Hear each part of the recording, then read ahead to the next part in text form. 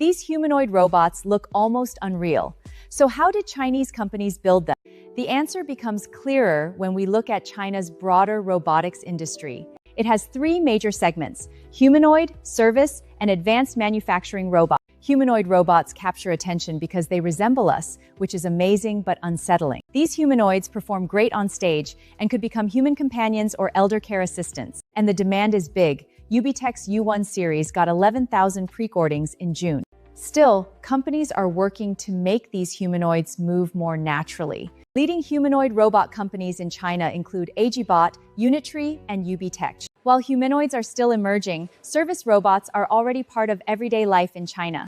They deliver food in restaurants and bring supplies directly to hotel rooms. They also clean malls, hospitals, stations, offices, and other large public spaces. China produced nearly 1.5 million service robots in just 2 months of 2025. Among the producers, Pudu and Kinon captured about half of the hospitality market. Lastly, China's largest and most established robotics market is manufacturing. More than 2 million industrial robots were operating in Chinese factories in 2024, and China accounted for more than half of all new installations worldwide. China's industrial robot market is fragmented, but Eston has emerged as a leader. Why is China so competitive in robotics? Its large manufacturing ecosystem is key. Dense supply chains, engineering talent, and strong local demand reinforce one another.